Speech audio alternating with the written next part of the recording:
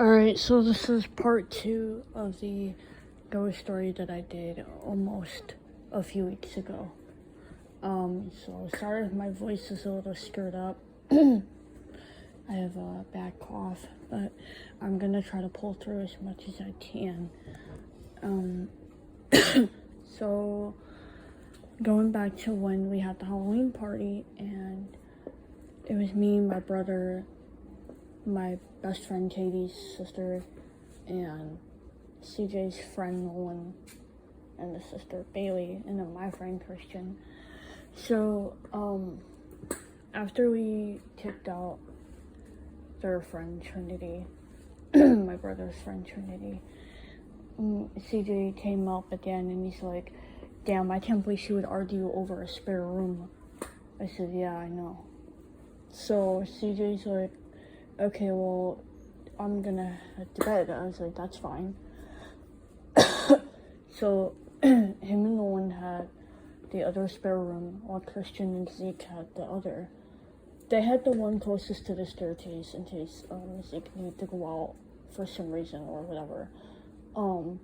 So they were fast asleep at midnight, and at this point, after we were done partying, for me, CJ, and Nolan, and Bailey, and whatnot, D'Angelo, it was about 2 a.m. So,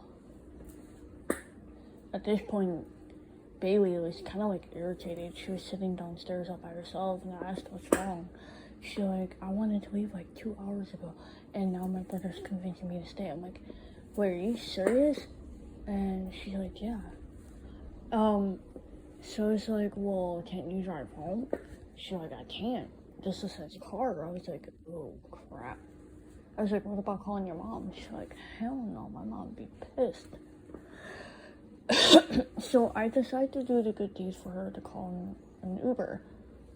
And she's like, "Are you sure? Are you sure?" I was like, "Yeah." So I did. She thanked me profusely, and soon after, she left at about 2:15. I left my tracking device on just so I could keep an eye on her in case when she got home safely, because I honestly wasn't comfortable anymore sending her home at 2:30 in the morning. And I know me and all my friends in high school were taught safety and everything and travel, and if Christian heard what had happened, he'd probably get mad. But I didn't seem to bother.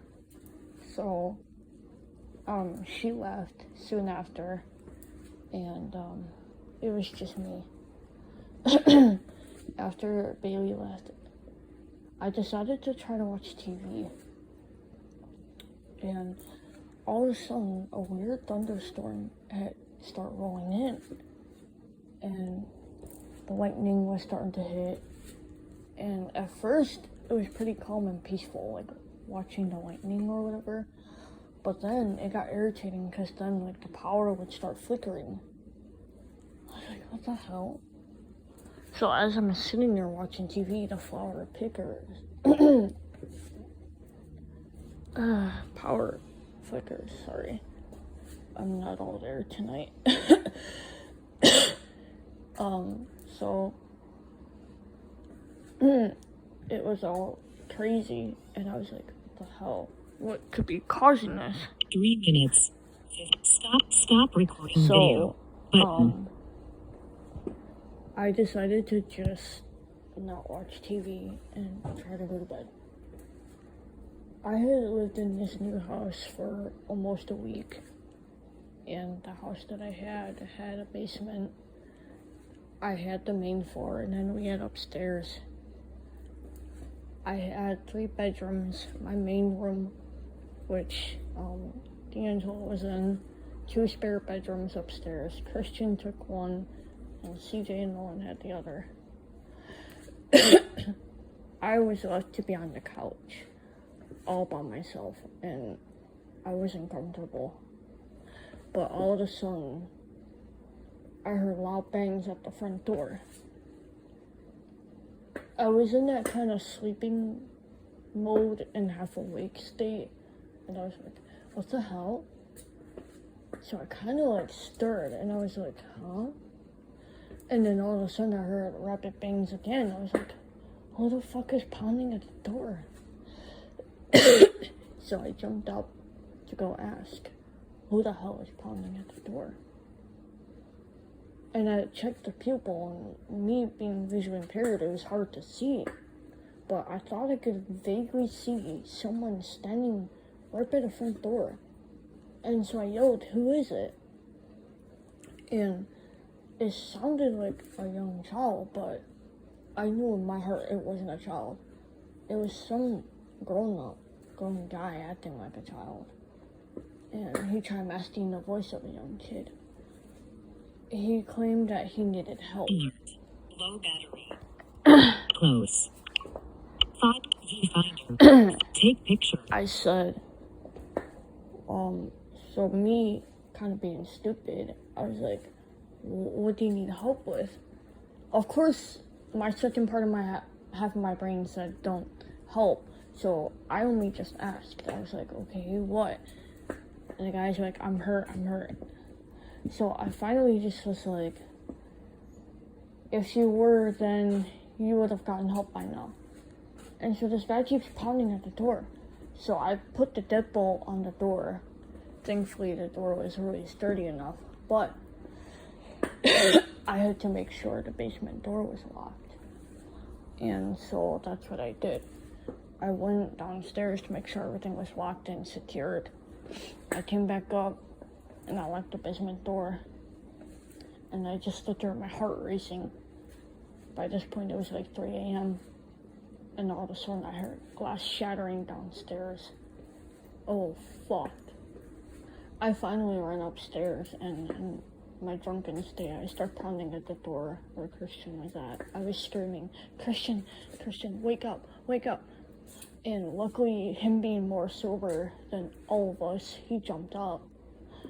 Zeke, for some reason, started barking. And he was like, Christian was like, what's going on? So I told him, I said, somebody just broke into my damn house. He's like, why didn't you wake up your brother? I said, because CJ's drunk. And I start crying at this point. At this point, I couldn't even, fathom as to what the fuck was going on. And Christian's like, calm down. I got it. I'll go see what's going on. I said, no, please don't go. Stay with me. He's like, I have to go see what's going on. And he said, here, sit with Zeke. Zeke will keep you calm. And I just sat on the floor, just crying, scared, as this lunatic downstairs is pounding at the basement door now, screaming. And so Christian flies down the stairs, screaming, get the fuck out of here. And at this point, D'Angelo comes out of the room downstairs, and he's like, what the fuck is going on? And Christian's like, there's a burglar in the house. So Christian opens the damn basement door, and I kid you not, shoves the guy down the stairs and says, get the fuck out. And I was like, oh my god, no way. And at this point, Christian's just full on fighting with this guy downstairs, screaming. And by this point, my brother comes half drunk out the bedroom door, and he's like, what the hell is going on? And at this point, he hears Christian screaming, CJ, get the gun. And I was like, oh my god, what the fuck? And knowing why Christian said that is because to threaten the bad guy. And the bad guy, he has a baseball bat in his hand. And he's about to hit Christian. But Christian had found a steak knife. I had it in the air. And he was like, he's like, you better back the fuck up. So at this point, I shoved Zeke into the room because I don't want Zeke to get in the middle of the fight. In front of two other grown-ass men. So I was like, get back. So Zeke like cowers into the corner of the room, and I shut the bedroom door, and I could just hear my chairs being thrown downstairs, and Christian and CJ and Nolan are fighting off this lunatic psychotic, and I heard a couple of screams downstairs, and finally the cops arrived. I was like, what the fuck? So Camera controls 10 minutes. Stop recording video. So Button. after the whole chaotic like thing, I hear CJ come upstairs and said that Christian did get hit once by the bat, but only got hit on his arm because Christian tried to just swing at the guy with the knife, and the guy hit him in the arm with the bat pretty hard. And Christian soon came up holding like his right arm / wrist area, and was like, oh my god, that guy fucked me up. I was like, damn. Christian's like, but I got him really good though. I was like, really? He's like, yeah, I lacerated his face with a knife. I was like, what the fuck? He's like, yeah. I was like, damn. And CJ's like, no, really, Christian did knock him out pretty good with the knife. I was like, damn. So, I was like, thank God. So, after the cops took our statements, and we were able to, like, clean up the house, Nolan suggested that we all go to his place because my house was a crime scene now. So, we left, and, we went over there. And if it wasn't for Zeke barking at the right time to wake Christian up, and the way he did, I don't think we would have never survived the night, knowing that there was a murderer in the house. Possibly a burglary. Oh my god, I don't even know where I'm at tonight, sorry guys. So, we went to Nolan's, and CJ's like, holy shit. He's like, Nana, I've never seen your friend fight the way he did. I was like, really? He's like, seriously, yeah, he had the guy by the neck, and he's like, get the fuck out of here, you stupid bitch. And he thrust the knife at him. I was like, damn. I was like, how the hell did you do that, Christian? He's like, I did it with one fling. He's like, even though he fucked up my right arm, I still got him with one fling. Dude, his whole neck was sliced. Damn, I said. So, after that, we recounted the night's event and how Zeke and Christian saved our lives because of the massacre. And and Christian's like, well, it's a good thing you didn't have Jada, your dog, here. I would have turned her loose and she could have beat the shit out of that guy.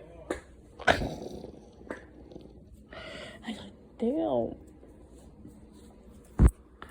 13 minutes, 7 seconds. Stop recording.